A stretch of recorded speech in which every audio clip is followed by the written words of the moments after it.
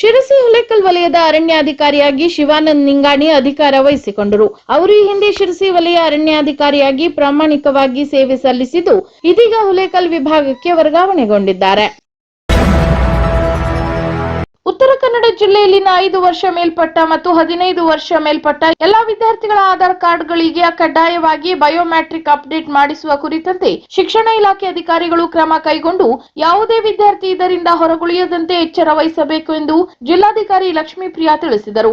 ಅವರು ಕಾರವಾರ ಜಿಲ್ಲಾಧಿಕಾರಿ ಕಚೇರಿ ಸಭಾಂಗಣದಲ್ಲಿ ನಡೆದ ಜಿಲ್ಲಾ ಮಟ್ಟದ ಆಧಾರ್ ಮೇಲ್ವಿಚಾರಣಾ ಸಮಿತಿ ಸಭೆ ಅಧ್ಯಕ್ಷತೆ ವಹಿಸಿ ಮಾತನಾಡಿದರು. ಇನ್ನು 5 ವರ್ಷ ಮೇಲ್ಪಟ್ಟ ಮತ್ತು 15 ವರ್ಷ ಮೇಲ್ಪಟ್ಟ ಪ್ರತಿಯೊಬ್ಬರು ತಮ್ಮ ಆಧಾರ್ ಕಾರ್ಡ್ಗಳಿಗೆ ತಮ್ಮ ಬಯೋಮೆಟ್ರಿಕ್ ಅಪ್ಡೇಟ್ ಮಾಡಿಸುವುದು ಕಡ್ಡಾಯವಾಗಿರುವುದರಿಂದ ಜಿಲ್ಲೆಯ ಎಲ್ಲಾ ಶಾಲಾ ವಿದ್ಯಾರ್ಥಿಗಳ ಆಧಾರ್ ಕಾರ್ಡ್ಗಳಿಗೆ ಬಯೋಮೆಟ್ರಿಕ್ ಮಾಡಿಸುವ ಕುರಿತಂತೆ ಎಲ್ಲಾ ತಾಲೂಕುಗಳಲ್ಲಿ ಬಯೋಮೆಟ್ರಿಕ್ ಮಾಡಿಸಲು ಬಾಕಿ ಇರುವ ವಿದ್ಯಾರ್ಥಿಗಳು ನಿಖರವಾದ ಸಂಖ್ಯೆಯನ್ನು ಸಂಗ್ರಹಿಸಿ ಆ ತಾಲೂಕಿನಲ್ಲಿ ವಿದ್ಯಾರ್ಥಿಗಳಿಗೆ ಪ್ರತ್ಯೇಕ ಶಿಬಿರ ಆಯೋಜಿಸಲು ಅಗತ್ಯ ಕ್ರಮ ಕೈಗೊಳ್ಳುವಂತೆ ಸೂಚಿಸಿದರು. ಇನ್ನು ಶಾಲಾ ವಿದ್ಯಾರ್ಥಿಗಳಿಗೆ ಬಯೋಮೆಟ್ರಿಕ್ ಅಪ್ಡೇಟ್ ಆಗದಿದ್ದಲ್ಲಿ ಸರ್ಕಾರದಿಂದ ಅವರಿಗೆ ದೊರೆಯಬೇಕಾದ ಸೌಲಭ್ಯಗಳಿಗೆ ತೊಂದರೆಯಾಗುವುದರಿಂದ ಆದ್ಯತೆಯ ಮೇಲೆ ಇದನ್ನು ಪೂರ್ಣಗೊಳಿಸುವಂತೆ ತಿಳಿಸಿದ ಜಿಲ್ಲಾಧಿಕಾರಿಗಳು ಶಾಲಾ ಮಕ್ಕಳ ಹೆಸರುಗಳಲ್ಲಿ ತಪ್ಪುಗಳಿದ್ದಲ್ಲಿ ಅದನ್ನು ಸರಿಪಡಿಸುವ ಕುರಿತಂತೆ ಡಿಡಿಪಿಐ ಅಥವಾ ಬಿಇಒಗಳಿಗೆ ತಮಗೆ ಈಗಾಗಲೇ ನೀಡಿರುವ ಅರ್ಜಿ ನಮೂನೆಯಲ್ಲಿ ಸರಿಯಾದ ಹೆಸರನ್ನು ಭರ್ತಿ ಮಾಡಿ ದೃಢೀಕರಿಸಿ ಸಲ್ಲಿಸಿದ್ದಲ್ಲಿ ತಿದ್ದುಪಡಿಗೆ ಕ್ರಮ ಕೈಗೊಳ್ಳಲಾಗುವುದು ಎಂದರು. ಇನ್ನು ಜಿಲ್ಲೆಯಲ್ಲಿನ ವಿಕಲಚೇತನರು ಮತ್ತು ಹಾಸಿಗೆ ಪೀಡಿತರಿಗೆ ಅವರ ಮನೆಗಳಿಗೆ ತೆರಳಿ ಆಧಾರ್ ಸಂಬಂಧಿತ ಸಮಸ್ಯೆಗಳನ್ನು ಬಗೆಹರಿಸುವಂತೆ ತಿಳಿಸಿದ ಜಿಲ್ಲಾಧಿಕಾರಿಗಳು ಇದಕ್ಕಾಗಿ ಜಿಲ್ಲೆಯ ಎಲ್ಲಾ ವಿಭಾಗಾಧಿಕಾರಿಗಳ ವ್ಯಾಪ್ತಿಗೆ ಪ್ರತ್ಯೇಕ ಕಿಟ್ಗಳನ್ನು ಸರಬರಾಜು ಮಾಡುವಂತೆ ಸೂಚಿಸಿದರು. ಇನ್ನು ಸಭೆಯಲ್ಲಿ ಅಪರ ಜಿಲ್ಲಾಧಿಕಾರಿ Prakash Rajput, UIDN central manager Mehboob, DDPI Lata Nayak ಸೇರಿದಂತೆ ಮತ್ತಿತರರು ಉಪಸ್ಥಿತರಿದ್ದರು. ಕಳೆದ 1.5 ವರ್ಷಗಳಿಂದ ಅಧ್ಯಕ್ಷ ಉಪಾಧ್ಯಕ್ಷರಿಲ್ಲದೆ ಬಣಗುಡುತ್ತಿದ್ದ ಶಿರಸಿ ನಗರಸಭೆಗೆ ನೂತನ ಅಧ್ಯಕ್ಷರಾಗಿ ಶರ್ಮಿಳಾ ಮಾದನ್ಗಿರಿ, ಉಪಾಧ್ಯಕ್ಷರಾಗಿ ರಮಾಕಾಂತ್ ಭಟ್ ಗುರುವಾರ ಆಯ್ಕೆಯಾದರು. ಸ್ಥಳೀಯ ಸಂಸ್ಥೆಗಳ ಅಧ್ಯಕ್ಷ ಉಪಾಧ್ಯಕ್ಷರ ಸ್ಥಾನಕ್ಕೆ ಸರ್ಕಾರ ಮೀಸಲಾತಿ ಪ್ರಕಟ ಮಾಡಿದ ಹಿನ್ನೆಲೆಯಲ್ಲಿ ಶಿರಸಿ ನಗರಸಭೆಗೆ ಗುರುವಾರ ಅಧ್ಯಕ್ಷ ಉಪಾಧ್ಯಕ್ಷ ಸ್ಥಾನಕ್ಕೆ ಚುನಾವಣೆ ನಡೆಸಲಾಯಿತು. ಇನ್ನು ನಗರಸಭೆ ಸದಸ್ಯರ ಬಲಾಬಲದಲ್ಲಿ ಬಿಜೆಪಿಯೇ ಅತಿ ಹೆಚ್ಚು ಸದಸ್ಯರನ್ನು ಒಳಗೊಂಡಿತ್ತು. ಅಧ್ಯಕ್ಷ ಉಪಾಧ್ಯಕ್ಷರ ಸ್ಥಾನಕ್ಕೆ ಸಾಕಷ್ಟು ಪೈಪೋಟಿ ಸಹ ತೆರೆಮರೆಯಲ್ಲಿ ನಡೆದಿತ್ತು. ಆದರೆ ಅಂತಿಮವಾಗಿ ಬಿಜೆಪಿ ಪ್ರಮುಖರು ಅಭ್ಯರ್ಥಿಗಳನ್ನು ಅಂತಿಮಗೊಳಿಸಿದ್ದರು. ಇನ್ನು ಗುರುವಾರ ನಗರಸಭೆಯ ಅಟಲ್ಜಿ ಸಭಾಭವನದಲ್ಲಿ ಚುನಾವಣಾಧಿಕಾರಿ ಕಾವ್ಯರಾಣಿ ಕೆವಿ ಚುನಾವಣೆ ನಡೆಸಿದರು. ಇನ್ನು ಅಧ್ಯಕ್ಷ ಸ್ಥಾನಕ್ಕೆ ಶರ್ಮಿಳಾ ಮಾದನ್ಗಿರಿ ಹಾಗೂ ವನಿತಾ ಶೆಟ್ಟಿ ನಾಮಪತ್ರ ಸಲ್ಲಿಸಿದರೆ ಉಪಾಧ್ಯಕ್ಷ ಸ್ಥಾನಕ್ಕೆ ರಮಾಕಾಂತ್ ಭಟ್ ಹಾಗೂ ದಯಾನಂದ್ ನಾಯಕ್ ನಾಮಪತ್ರ ಸಲ್ಲಿಸಿದ್ದರು. ಇನ್ನು ಅಧ್ಯಕ್ಷ ಸ್ಥಾನಕ್ಕೆ ನಾಮಪತ್ರ ಸಲ್ಲಿಸಿದ್ದ ಶರ್ಮಿಳಾ ಮಾದನ್ಗಿರಿ ಅವರಿಗೆ 19 ಮತಗಳು ಹಾಗೂ ವನಿತಾ ಶೆಟ್ಟಿ ಅವರಿಗೆ 12 ಮತಗಳು ಚಲಾವಣೆಗೊಂಡಿದ್ದವು. ಅಂತೆ ಉಪಾಧ್ಯಕ್ಷ ಸ್ಥಾನಕ್ಕೆ ರಮಾಕಾಂತ್ ಭಟ್ ಅವರಿಗೆ 19 ಮತಗಳು ಹಾಗೂ ದಯಾನಂದ್ ನಾಯ್ಕ್ ಅವರಿಗೆ 12 ಮತಗಳು ಚಲಾವಣೆಗೊಂಡಿದ್ದವು. ಇನ್ನು ಅಂತಿಮವಾಗಿ ಶಿರಸಿ ನಗರಸಭೆಯ ನೂತನ ಅಧ್ಯಕ್ಷರಾಗಿ ಶರ್ಮಿಳಾ ಮಾದನ್ಗಿರಿ ಹಾಗೂ ಉಪಾಧ್ಯಕ್ಷರಾಗಿ ರಮಾಕಾಂತ್ ಭಟ್ ಆಯ್ಕೆಯಾದರು. ಇನ್ನು ನೂತನವಾಗಿ ಆಯ್ಕೆಯಾದ ಅಧ್ಯಕ್ಷ ಉಪಾಧ್ಯಕ್ಷರಿಗೆ ಸಂಸದ ವಿಶ್ವೇಶ್ವರ ಹೆಗಡೆ ಕಾಗೇರಿ ಅವರು ಅಭಿನಂದನೆ ಸಲ್ಲಿಸಿದರು. ಶಿರಸಿ ನಗರಸಭೆಯ ಅಧ್ಯಕ್ಷರಾಗಿ ಉಪಾಧ್ಯಕ್ಷರಾಗಿ ಆಯ್ಕೆಯಾಗಿರುವಂತಹ ಶರ್ಮಿಳಾ ಮತ್ತು ರಮಾಕಾಂತ್ ಅವರಿಗೆ ಸಂಸದನಾಗಿ ಮತ್ತು ಎಲ್ಲ ಸದಸ್ಯರ ಪರವಾಗಿ ನಾನು ಸಹ ಶುಭಾಶಯವನ್ನ ಕೋರ್ತಾ ಇದ್ದೇನೆ. ನಂತರ ಮಾತನಾಡಿದ ಅವರು ಶಿರಸಿ ನಗರಸಭೆಗೆ ನೂತನ ಅಧ್ಯಕ್ಷರಾಗಿ ಆಯ್ಕೆಯಾದ ಶರ್ಮಿಳಾ ಮಾದನ್ಗಿರಿ ಹಾಗೂ ಉಪಾಧ್ಯಕ್ಷರಾಗಿ ರಮಾಕಾಂತ್ ಭಟ್ ಆಯ್ಕೆಯಾಗಿದ್ದಾರೆ. ಬೆಳೆಯುತ್ತಿರುವ ಶಿರಸಿ ಇನ್ನಷ್ಟು ಅಭಿವೃದ್ಧಿಯಾಗಿ ಹೊರಹೊಮ್ಮಲು ನನ್ನ ಅವಧಿಯಲ್ಲಿ ಎಲ್ಲಾ ಸದಸ್ಯರ ಸಹಕಾರದೊಂದಿಗೆ ಶ್ರಮಿಸಲಿ. ಸಂಸದನಾಗಿ ನಾನು ಶಿರಸಿಗೆ ಪೂರ್ಣ ಸಹಕಾರ ನೀಡುತ್ತೇನೆ ಎಂದು ಇದೇ ವೇಳೆ ತಿಳಿಸಿದರು. ಬೆಳೆಯುತ್ತಿರುವಂತಹ ಶಿರಸಿ ಇನ್ನಷ್ಟು ಹೆಚ್ಚು ಅಭಿವೃದ್ಧಿಯ ಪರವಾಗಿ ಮುಂದೆ ಹೋಗೋದಕ್ಕೆ ತಮ್ಮ ಅವಧಿಯಲ್ಲಿ ಅಧ್ಯಕ್ಷ ಉಪಾಧ್ಯಕ್ಷರು ಎಲ್ಲ ಸದಸ್ಯರ ಸಹಕಾರದಿಂದ ಅವರು ತಮ್ಮ ಪ್ರಯತ್ನವನ್ನು ಮಾಡಲಿ ಮತ್ತು ಸಂಸದನಾಗಿ ಬೆಳೆಯುತ್ತಿರುವಂತಹ ಶಿರಸಿಗೆ ನನ್ನ ಪೂರ್ಣ ಸಹಕಾರವನ್ನ ನಮ್ಮ ನಗರಸಭೆ ದೃಷ್ಟಿಯಿಂದ ನಾನು ಕೊಡ್ತೀನಿ ಅನ್ನುವಂಥ ಮಾತನ್ನು ಈ ಸಂದರ್ಭದಲ್ಲಿ ಹೇಳಿ ಅವರಿಗೆ ಶುಭ ಕೋರ್ತೇನೆ. ಸಹಕರಿಸಿರುವಂತವರು ಎಲ್ಲರಿಗೂ ಸಹ ಧನ್ಯವಾದವನ್ನ ಸಲ್ಲಿಸ್ತಾ ಇದ್ದೇನೆ. ಇದೇ ವೇಳೆ ಮಾತನಾಡಿದ ನೂತನ ಅಧ್ಯಕ್ಷೆ ಶರ್ಮಿಳಾ ಮಾದನ್ಗಿರಿ ಶಿರಸಿ ನಗರದ ಅಭಿವೃದ್ಧಿಗೆ ಸಂಸದರ ಜೊತೆ ಚರ್ಚಿಸಿ ನಗರಸಭೆಯ ಎಲ್ಲಾ ಸದಸ್ಯರ ಬೆಂಬಲದೊಂದಿಗೆ ಕೆಲಸ ಮಾಡುತ್ತೇನೆ. ನಗರದಲ್ಲಿ ಸಾಕಷ್ಟು ಸಮಸ್ಯೆಗಳಿವೆ. ನಗರಸಭೆ ವ್ಯಾಪ್ತಿಯಲ್ಲಿರುವ ರಸ್ತೆಗಳನ್ನು ಸರಿಪಡಿಸಬೇಕಿದೆ. ಸ್ವಚ್ಛತೆ, ಅತಿಕ್ರಮಣದಾರರ ಸಮಸ್ಯೆಗೆ ಪರಿಹಾರ ಸಿಗಬೇಕಿದೆ. ಎಲ್ಲಾ ಸಮಸ್ಯೆಗಳ ಬಗ್ಗೆಯೂ ಚರ್ಚಿಸಿ ಅಭಿವೃದ್ಧಿಗೆ ಶ್ರಮಿಸುತ್ತೇನೆ ಎಂದರು. ಇನ್ನು ನೂತನ ಉಪಾಧ್ಯಕ್ಷ ರಮಾಕಾಂತ್ ಭಟ್ ಮಾತನಾಡಿ ಉಪಾಧ್ಯಕ್ಷ ಸ್ಥಾನವನ್ನು ನನಗೆ ಕಲ್ಪಿಸಿಕೊಟ್ಟ ಬಿಜೆಪಿ ವರಿಷ್ಠರಿಗೆ, ನಗರಸಭೆ ಸದಸ್ಯರಿಗೆ ಧನ್ಯವಾದಗಳು. ಇಂದು ನಾನು ಈ ಸ್ಥಾನದಲ್ಲಿ ನನ್ನ ವಾರ್ಡಿನಲ್ಲಿ ನಾನು ಮಾಡಿದ ಸಾಧನೆ ಕಾರಣವಾಗಿದೆ ಎಂದರು. ಹಾಗೂ ಜೆಪಿ ನಡ್ಡಾ, ಅಮಿತ್ ಶಾ ಅವರಿಂದ ಹಿಡಿದು ಯಡಿಯೂರಪ್ಪನವರಿಗೂ ಹಾಗೂ ರಾಜ್ಯಾಧ್ಯಕ್ಷರಾದಂಥ BS ರೂಪಾಲಿ ಮೇಡಮ್ ಹಾಗೂ ನಮ್ಮ ನೆಚ್ಚಿನ ಸಂಸದರಾದಂಥ ವಿಶ್ವೇಶ್ವರ ಕಾಗೇರಿ ಅವರಿಗೂ ಹಾಗೂ ಜಿಲ್ಲಾಧ್ಯಕ್ಷರಾದಂಥ NS ಹೆಗಡೆ ಅವರ ಪದಾಧಿಕಾರಿಗಳು ನಗರ ಮಂಡಲದ ಸಲಹೆ ಸೂಚನೆ ಅವರ ಮಾರ್ಗದರ್ಶನದೊಂದಿಗೆ ಮುಂದಿನ ಎಲ್ಲ ರೂಪರೇಷೆಯನ್ನು ಅವರೊಂದಿಗೆ ಚರ್ಚಿಸಿ ಎಲ್ಲ ಸದಸ್ಯರ ಬೆಂಬಲದೊಂದಿಗೆ ಮುನ್ನಡೆಸ್ಕೊಂಡು ಹೋಗಬೇಕು ಅನ್ನೋದೊಂದು ಅಭಿಪ್ರಾಯದಲ್ಲಿದೆ. ಅರಣ್ಯ ಇಲಾಖೆಯ ವಲಯ ಅರಣ್ಯಾಧಿಕಾರಿಗಳನ್ನು ರಾಜ್ಯ ಸರ್ಕಾರ ವರ್ಗಾವಣೆ ಮಾಡಿದ್ದು ಜಾನ್ಮನೆ ವಲಯದ RFO ಆಗಿ ಉಷಾ ಕಬೇರ್ ಹಾಗೂ ಬನವಾಸಿ ವಲಯದ RFO ಆಗಿ ಭವ್ಯ ನಾಯ್ಕ್ ಅವರನ್ನು ನೇಮಕಗೊಳಿಸಿ ಆದೇಶಿಸಲಾಗಿದೆ. ಇನ್ನು ಉಷಾ ಕಬೇರ್ ಹುಲೇಕಲ್ ವಲಯದಿಂದ ಜಾನ್ಮನೆಗೆ ವರ್ಗಾವಣೆಗೊಂಡರೆ ಮೂಲತಃ ಶಿರಸಿ ತಾಲೂಕಿನ ಕಿಬ್ಬಳ್ಳಿಯವರಾದ ಭವ್ಯ ನಾಯ್ಕ್ ಕಾರವಾರದಿಂದ ಬನವಾಸಿಯ RFO ಆಗಿ ಅಧಿಕಾರ ಸ್ವೀಕರಿಸಲಿದ್ದಾರೆ. ಶಿರಸಿ ನಗರ ಠಾಣೆ ಪೊಲೀಸರು ವಾಹನಗಳಿಗೆ ಟಿಂಟೆಡ್ ಗ್ಲಾಸ್ಗಳನ್ನು ಅಳವಡಿಸಿಕೊಂಡಿದ್ದ ವಾಹನ ಸವಾರರ ವಿರುದ್ಧ ವಿಶೇಷ ಕಾರ್ಯಾಚರಣೆ ಹಮ್ಮಿಕೊಂಡು ಭಾರತೀಯ ಮೋಟಾರು ವಾಹನ ಕಾಯ್ದೆಯಡಿಯಲ್ಲಿ 8 ಪ್ರಕರಣಗಳನ್ನು ದಾಖಲಿಸಿ 4,000 ರೂಪಾಯಿ ದಂಡ ವಿಧಿಸಿದ್ದಾರೆ. ಇನ್ನು ಶಿರಸಿ ಉಪವಿಭಾಗದ DSP ಗಣೇಶ್ KL, ಶಿರಸಿ ವೃತ್ತ ನಿರೀಕ್ಷಕ ಶಶಿಕಾಂತ್ ವರ್ಮಾ ಅವರ ಮಾರ್ಗದರ್ಶನದಲ್ಲಿ ಶಿರಸಿ ನಗರ ಠಾಣೆ PSI ನಾಗಪ್ಪ B ನೇತೃತ್ವದಲ್ಲಿ ಸಿಬ್ಬಂದಿಗಳಾದ ಹನುಮಂತ್ ಕಬಾಡಿ, ಮಂಜುನಾಥ್ ಪಾವಗಡ, ಶಿವಲಿಂಗ ತುಪ್ಪದವರು ಕಾರ್ಯಾಚರಣೆಯಲ್ಲಿ ಭಾಗವಹಿಸಿದ್ದರು.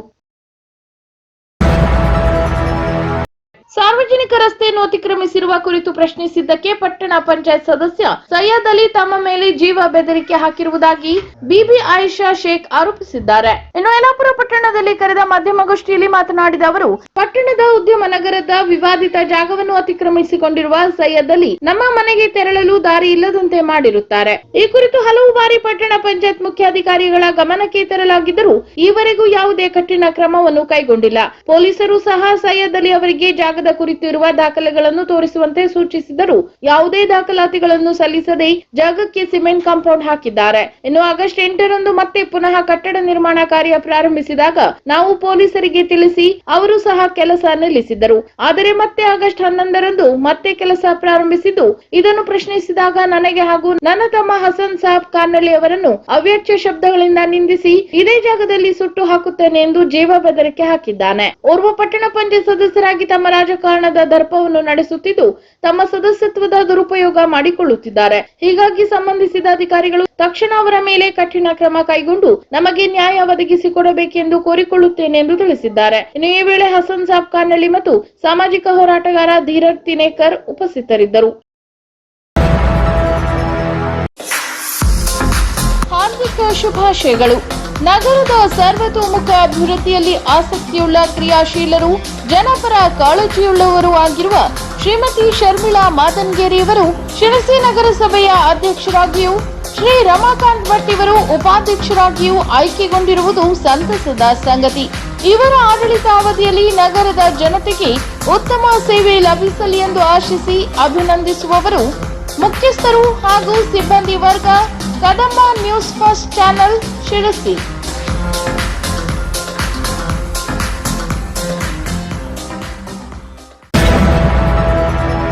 ಮಳೆಗಾಲ ಸಂದರ್ಭದಲ್ಲಿ ಜಿಲ್ಲೆಯಲ್ಲಿ ಗುಡ್ಡ ಕುಸಿತ ಪ್ರಕರಣಗಳು ಹೆಚ್ಚಾಗಿದ್ದು, ಗುಡ್ಡ ಕುಸಿತ ಲಕ್ಷಣಗಳ ಪರಿಶೀಲನೆ ಕುರಿತಂತೆ ತರಬೇತಿ ಪಡೆದ ಸ್ಪಾಟರ್ಸ್ಗಳು ತಮ್ಮ ವ್ಯಾಪ್ತಿಯಲ್ಲಿ ಗುಡ್ಡ ಕುಸಿತ ಲಕ್ಷಣಗಳು ಕಂಡು ಬಂದಲ್ಲಿ ತಕ್ಷಣ ಜಿಲ್ಲಾ ವಿಪತ್ತು ನಿರ್ವಹಣಾ ಕಂಟ್ರೋಲ್ ರೂಮ್ಗೆ ಮಾಹಿತಿ ನೀಡುವಂತೆ ಜಿಲ್ಲಾಧಿಕಾರಿ ಲಕ್ಷ್ಮೀಪ್ರಿಯಾ ತಿಳಿಸಿದರು. ಅವರು ಗುರುವಾರ ಜಿಲ್ಲಾಧಿಕಾರಿ ಕಚೇರಿ ಸಭಾಂಗಣದಲ್ಲಿ ನಡೆದ ಜಿಲ್ಲೆಯಲ್ಲಿ ಗುಡ್ಡ ಕುಸಿತದಿಂದಾಗುವ ಅನಾಹುತಗಳ ತಡೆ ಕುರಿತ ತರಬೇತಿಗೆ ನಿಯೋಜಿಸಿರುವ ಸ್ಪಾಟರ್ಸ್ಗಳಿಗೆ ಆಯೋಜಿಸಿದ್ದ ತರಬೇತಿ ಕಾರ್ಯಕ್ರಮ ಉದ್ಘಾಟಿಸಿ ಮಾತನಾಡಿದರು. ಇನ್ನು ಇತ್ತೀಚೆಗೆ ಶಿರೂರಿನಲ್ಲಿ ನಡೆದ ಗುಡ್ಡ ಕುಸಿತ ಸಂದರ್ಭದಲ್ಲಿ ಆದ ಅನಾಹುತವನ್ನು ಪ್ರತಿಯೊಬ್ಬರು ಗಮನಿಸಿದ್ದಾರೆ. ಮುಂದಿನ ದಿನಗಳಲ್ಲಿ ಜಿಲ್ಲೆಯಲ್ಲಿ ಇಂತಹ ಅನಾಹುತಗಳು ಸಂಭವಿಸುವುದನ್ನು ತಪ್ಪಿಸಲು ಅಗತ್ಯ ಮುನ್ನೆಚ್ಚರಿಕೆ ವಹಿಸುವುದು ಅಗತ್ಯವಾಗಿದ್ದು, ಈ ನಿಟ್ಟಿನಲ್ಲಿ ಸ್ಪಾಟರ್ಸ್ಗಳ ಕಾರ್ಯ ಅತ್ಯಂತ ಪ್ರಮುಖವಾಗಿದ್ದು, ಸೂಕ್ತ ಸಮಯದಲ್ಲಿ ಮುನ್ನೆಚ್ಚರಿಕೆಯ ಮಾಹಿತಿ ದೊರೆತಲ್ಲಿ ಮಾನವ ಜೀವ ಹಾನಿಯಾಗುವುದನ್ನು ತಪ್ಪಿಸಲು ಸಾಧ್ಯವಾಗಲಿದೆ ಎಂದರು. ಇನ್ನು ಹೈದರಾಬಾದ್ GSIನ ಡೆಪ್ಯೂಟಿ ಡೈರೆಕ್ಟರ್ ಜನರಲ್ ಮತ್ತು ಪ್ರಾದೇಶಿಕ ಮಿಷನ್ ಮುಖ್ಯಸ್ಥ KV ಮಾರುತಿ ಮಾತನಾಡಿ, ಭೂಕುಸಿತ ಸ್ಥಳಗಳ ದಾಖಲೆಗಳನ್ನು ವೈಜ್ಞಾನಿಕವಾಗಿ ಪರಿಶೀಲಿಸಿ ಮುನ್ನೆಚ್ಚರಿಕೆ ನೀಡುವ ಕಾರ್ಯವನ್ನು ನೋಡಲ್ ಏಜೆನ್ಸಿಯಾಗಿ ಜಿಐಎಸ್ ಸಂಸ್ಥೆಯು ಕಾರ್ಯನಿರ್ವಹಿಸುತ್ತಿದೆ. ದೇಶದಾದ್ಯಂತ ಭೂಕುಸಿತ ಪ್ರದೇಶಗಳನ್ನು ವೀಕ್ಷಿಸಿ ಅವುಗಳನ್ನು ತೀವ್ರ, ಮಧ್ಯಮ ಮತ್ತು ಸಾಮಾನ್ಯ ಭೂಕುಸಿತ ಪ್ರದೇಶಗಳು ಎಂಬ ಬಗ್ಗೆ ಸಂಬಂಧಪಟ್ಟ ಅಧಿಕಾರಿಗಳಿಗೆ ಮಾಹಿತಿ ಮತ್ತು ನಕ್ಷೆಯನ್ನು ನೀಡಲಾಗಿದೆ. ಅಭಿವೃದ್ಧಿ ಕಾಮಗಾರಿಗಳನ್ನು ಕೈಗೊಳ್ಳುವಾಗ ವೈಜ್ಞಾನಿಕ ರೀತಿಯಲ್ಲಿ ಯೋಜನೆ ರೂಪಿಸಬೇಕು. ಅಭಿವೃದ್ಧಿ ಯೋಜನೆಗಳಿಗಾಗಿ ಗುಡ್ಡಗಳನ್ನು ಕಡಿಯುವುದು, ಸಾಂಪ್ರದಾಯಿಕ ನೀರಿನ ಹರಿವಿಗೆ ತಡೆಯೊಡ್ಡಿ ಕಟ್ಟಡಗಳ ನಿರ್ಮಾಣ, ಮರಗಳ ನಾಶ, ಅಸಮರ್ಪಕ ಡ್ರೈನೇಜ್ ಯೋಜನೆಗಳು ಮುಂತಾದ ಕಾರಣಗಳಿಂದ ಭೂಕುಸಿತ ಸಂಭವಿಸಲಿದೆ. ಇನ್ನು ಭೂಕುಸಿತಗಳು ತಕ್ಷಣದಲ್ಲಿ ಸಂಭವಿಸುವುದಿಲ್ಲ. ಕುಸಿತ ಸಂಭವಿಸುವ ಪೂರ್ವದಲ್ಲಿ ಆ ಭಾಗದಲ್ಲಿ ವಿವಿಧ ಬದಲಾವಣೆಗಳು ನಡೆಯುತ್ತವೆ. ಈ ಬದಲಾವಣೆಗಳನ್ನು ಗಮನಿಸಿ ಮುನ್ನೆಚ್ಚರಿಕೆ ಕ್ರಮಗಳನ್ನು ಕೈಗೊಳ್ಳುವುದರಿಂದ ಅನಾಹುತಗಳಾಗುವುದನ್ನು ತಪ್ಪಿಸಬಹುದು. ಈ ಕಾರ್ಯದಲ್ಲಿ ಸ್ಪಾಟರ್ಸ್ಗಳ ಜವಾಬ್ದಾರಿ ಅತ್ಯಂತ ಪ್ರಮುಖವಾಗಿದೆ ಎಂದರು. ಇನ್ನು ಈ ವೇಳೆ ಜಿಎಸ್ಐನ ನಿರ್ದೇಶಕ doctor R Sajeev, ADC Prakash Rajput, ತರಬೇತಿಗೆ ನಿಯೋಜನೆಗೊಂಡ ಅರಣ್ಯ, ಕಂದಾಯ, ಪೊಲೀಸ್ ಇಲಾಖೆ ಅಧಿಕಾರಿಗಳು ಹಾಗೂ ಸಿಬ್ಬಂದಿಗಳು ಉಪಸ್ಥಿತರಿದ್ದರು. ಕಳೆದ 1 ವರ್ಷಗಳಿಂದ ನ್ಯಾಯಾಲಯಕ್ಕೆ ಹಾಜರಾಗದೆ ತಲೆಮರೆಸಿಕೊಂಡಿದ್ದ ಆರೋಪಿತ ಬಹದ್ದೂರ್ ಸಿಂಗ್ ರಾಯ್ಚಂದ್ ಬಿಲ್ವಾಲಾ ಉತ್ತಿ ಜೋಬಟ್ ಅಲಿರಾಜ್ಪುರ ಈತನನ್ನು ಶಿರಸಿಯ ಹೊಸ ಮಾರುಕಟ್ಟೆ ಠಾಣೆ ಪೊಲೀಸರು ಮಧ್ಯಪ್ರದೇಶ ರಾಜ್ಯದ ಜೋಬಟ್ದಲ್ಲಿ ದಸ್ತಗಿರಿ ಮಾಡಿ ಜಿಲ್ಲಾ ಸತ್ರ ನ್ಯಾಯಾಲಯ ಶಿರಸಿ ಅವರ ಮುಂದೆ ಹಾಜರುಪಡಿಸಿದ್ದು ನ್ಯಾಯಾಂಗ ಬಂಧನ ವಿಧಿಸಲಾಗಿದೆ. ಇನ್ನು ಈತನ ವಿರುದ್ಧ ಹಾವೇರಿ, ಬೆಳಗಾವಿ, ಉತ್ತರ ಕನ್ನಡ ಜಿಲ್ಲೆಯ ಹಲವಾರು ಪೊಲೀಸ್ ಠಾಣೆಗಳಲ್ಲಿ ಕಳ್ಳತನ ಪ್ರಕರಣಗಳು ದಾಖಲಾಗಿದ್ದು ನ್ಯಾಯಾಲಯಕ್ಕೆ ಹಾಜರಾಗದೆ ತಲೆಮರೆಸಿಕೊಂಡಿದ್ದ ಎನ್ನಲಾಗಿದೆ. ಇನ್ನು ಕಾರ್ಯಾಚರಣೆಯಲ್ಲಿ Sirsi DSP KL Ganesh, CPI Shashikant Varma ಅವರ ಮಾರ್ಗದರ್ಶನದಲ್ಲಿ ಶಿರಸಿ ಮಾರುಕಟ್ಟೆ ಠಾಣೆ ಪಿಎಸ್ಐಗಳಾದ ರತ್ನಾಕುರಿ, ರಾಜ್ಕುಮಾರ್ ಉಕ್ಕಲಿ ಅವರ ನೇತೃತ್ವದಲ್ಲಿ ಎಎಸ್ಐ ಕೀರಪ್ಪ ಘಟಕಾಂಬ್ಳೆ ಇತರರು ಪಾಲ್ಗೊಂಡಿದ್ದರು. ಯಲ್ಲಾಪುರ ಪಟ್ಟಣ ಪಂಚಾಯತ್ನ ನೂತನ ಅಧ್ಯಕ್ಷರಾಗಿ ಅಧಿಕಾರ ವಹಿಸಿಕೊಂಡ ನರ್ಮದಾ ರವೀಂದ್ರ ನಾಯ್ಕ್ ಅವರು ಮುಂಜಾನೆ 11 ಗಂಟೆಗೆ ಪಟ್ಟಣ ಪಂಚಾಯತ್ಗೆ ಆಗಮಿಸಿ ಅಧಿಕಾರಿಗಳೊಂದಿಗೆ ಸಭೆ ನಡೆಸಿದ ನಂತರ ಇಂದಿರಾ ಕ್ಯಾಂಟೀನ್ ಕಾಮಗಾರಿ ಕಳಪೆಯಾಗಿದೆ ಎಂದು ಆರೋಪ ಬಂದ ಹಿನ್ನೆಲೆಯಲ್ಲಿ ಇಂದಿರಾ ಕ್ಯಾಂಟೀನ್ಗೆ ದಿಢೀರ್ ಭೇಟಿ ನೀಡಿ ಪರಿಶೀಲನೆ ನಡೆಸಿದರು. ಇನ್ನು ಸಭೆಯಲ್ಲಿ ಅಭಿವೃದ್ಧಿಯ ಕುರಿತು ಚರ್ಚಿಸಿ ಫಾರ್ಮ್ ನಂಬರ್ 3 ಹಾಗೂ ತೆರಿಗೆ ವಿಭಾಗದಲ್ಲಿರುವ ಅವ್ಯವಸ್ಥೆಯ ಕುರಿತು ಮುಖ್ಯಾಧಿಕಾರಿಗಳ ಗಮನಕ್ಕೆ ತಂದು ಸರಿಪಡಿಸುವಂತೆ ಸೂಚಿಸಿದರು. ನಂತರ ಇಂದಿರಾ ಕ್ಯಾಂಟೀನ್ ಮೇಲ್ಚಾವಣಿಯು ಪಟ್ಟಣ ಪಂಚಾಯತ್ ನಿಧಿಯಿಂದ 6 ಲಕ್ಷ ರೂಪಾಯಿ ವೆಚ್ಚದಲ್ಲಿ ರಿಪೇರಿ ಮಾಡಲು ನೀಡಲಾಗಿತ್ತು. ಅದು ಕಳಪೆ ಎನ್ನುವ ದೂರುಗಳು ಕೆಲ ದಿನಗಳಿಂದ ಸಾಮಾಜಿಕ ಜಾಲತಾಣದಲ್ಲಿ ಹರಿದಾಡುತ್ತಿರುವ ಕುರಿತು ಮಾಹಿತಿ ಪಡೆದು ಪರಿಶೀಲಿಸಿದರು. ಇನ್ನು ಇಂದಿರಾ ಕ್ಯಾಂಟೀನ್ಗೆ ಭೇಟಿ ನೀಡಿದ ಸಂದರ್ಭದಲ್ಲಿ ಊಟ ಮಾಡುತ್ತಿದ್ದ ಶಾಲಾ ಮಕ್ಕಳ ಬಳಿ ಊಟದ ರುಚಿಯ ಕುರಿತು ವಿಚಾರಿಸಿ ಅಡುಗೆ ಕೋಣೆಗೆ ಭೇಟಿ ನೀಡಿ ಅಲ್ಲಿನ ಅವ್ಯವಸ್ಥೆಯ ಕುರಿತು ಬೇಸರ ವ್ಯಕ್ತಪಡಿಸಿದರು. ಇನ್ನು ಮುಖ್ಯಮಂತ್ರಿ ಸಿದ್ದರಾಮಯ್ಯನವರ ಕನಸಿನ ಕೂಸಾದ ಇಂದಿರಾ ಕ್ಯಾಂಟೀನ್ ನೂರಾರು ಜನ ಬಂದು ಊಟ ಮಾಡುತ್ತಿದ್ದು ಇಲ್ಲಿ ಗ್ರೈಂಡರ್, ಫ್ರಿಡ್ಜ್, ಗ್ಯಾಸ್ ಒಲೆ, ಫಿಲ್ಟರ್ಗಳು ಹಾಳಾಗಿರುವುದನ್ನು ವೀಕ್ಷಿಸಿ ಲಕ್ಷಾಂತರ ಮೌಲ್ಯದ ಪಾತ್ರೆಗಳು ಒಳಗಡೆ ಇದ್ದರೂ ಬಾಗಿಲುಗಳು ಮುರಿದು ಬಿದ್ದ ಸ್ಥಿತಿಯನ್ನು ವೀಕ್ಷಿಸಿ ಮೂಲಭೂತ ಸೌಕರ್ಯಗಳನ್ನು ತಕ್ಷಣ ಪಟ್ಟಣ ಪಂಚಾಯತ್ ನಿಧಿಯಿಂದ ಸರಿಪಡಿಸುವಂತೆ ಅಧಿಕಾರಿಗಳಿಗೆ ಸೂಚಿಸಿದರು. ಇನ್ನು ಶಾಲಾ ಮಕ್ಕಳು ಹೆಚ್ಚಿನ ಸಂಖ್ಯೆಯಲ್ಲಿ ಊಟ ಮಾಡುತ್ತಿರುವುದನ್ನು ಗಮನಿಸಿದ ಅಧ್ಯಕ್ಷೆ ನರ್ಮದಾ ನಾಯ್ಕ್ ಪಟ್ಟಣ ಪಂಚಾಯತ್ ಸದಸ್ಯರಾದ ಸತೀಶ್ ನಾಯ್ಕ್, ರಾಜು ನಾಯ್ಕ್ ಅವರೊಂದಿಗೆ ಊಟ ಮಾಡಿ ರುಚಿಯ ಕುರಿತು ಕೆಲಸಗಾರರಿಗೆ ಪ್ರಶಂಸಿಸಿದರು. ಇನ್ನು ಪಟ್ಟಣ ಪಂಚಾಯತ್ ನಿಧಿಯಿಂದ ನಿರ್ಮಿಸಿದ 6 ಲಕ್ಷ ಮೌಲ್ಯದ ಮೇಲ್ಚಾವಣಿ ಸಂಪೂರ್ಣ ಅವೈಜ್ಞಾನಿಕವಾಗಿ ನಿರ್ಮಿಸಿರುವುದನ್ನು ವೀಕ್ಷಿಸಿದರು. ಇನ್ನು ಈ ಸಂದರ್ಭದಲ್ಲಿ ಪಟ್ಟಣ ಪಂಚಾಯತ್ ಸದಸ್ಯ ಸತೀಶ್ ಶಿವಾನಂದ್ ನಾಯ್ಕ್, ರಾಜು ನಾಯ್ಕ್ ಸೇರಿದಂತೆ ಇನ್ನಿತರರು ಉಪಸ್ಥಿತರಿದ್ದರು. ಶಿರಸಿಯ ದೈವಜ್ಞ ಸಭಾಭವನದಲ್ಲಿ ಶ್ರಾವಣ ಸಂಕಷ್ಟಿ ನಿಮಿತ್ತ ವೇದಮೂರ್ತಿ ಶ್ರೀನಿವಾಸ್ ಅಣ್ಣಯ್ಯ ಭಟ್ ಇವರು ಶ್ರೀ ಸಚ್ಚಿದಾನಂದ ಜ್ಞಾನೇಶ್ವರ ಭಾರತಿ ಮಹಾಸ್ವಾಮಿಗಳ ಸಾನ್ನಿಧ್ಯದಲ್ಲಿ ಪ್ರವಚನ ನಡೆಸಿಕೊಟ್ಟರು. ಕಂಸನ ಶಕ್ತಿಯನ್ನ ಮುಂದೆ ಕಲ್ಪನೆ ಮಾಡಿಕೊಳ್ಳಿ, ಕೈಯಿಂದ ತಪ್ಪಿ ಜಾರಿ ಹೊರಟಂತೆ ಮಾಯೆ. ಭಗವಂತನ ಜನ್ಮಕ್ಕೂ ಪೂರ್ವದಲ್ಲಿ ಆದದ್ದು ಮಾಯೆಯ ಜನನ. ನಮ್ಮ ಹುಟ್ಟಿನಕ್ಕಿಂತಲೂ ಪೂರ್ವದಲ್ಲಿ ಮಾಯೆಯನ್ನು ಮುಸುಕಿ ಬಂದವರು ನಾವು. ಹಾಗಾಗಿ ವಾಸ್ತವಿಕ ಪ್ರಜ್ಞೆಯೇ ನಮಗೆ ಆಗುವುದಿಲ್ಲ, ತಿಳಿಯುವ ಮನಸ್ಸು ನಮಗೆ ಬರುವುದಿಲ್ಲ.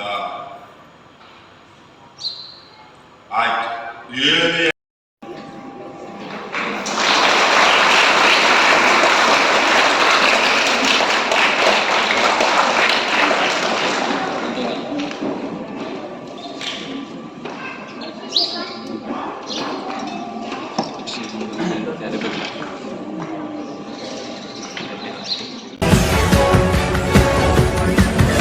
Audio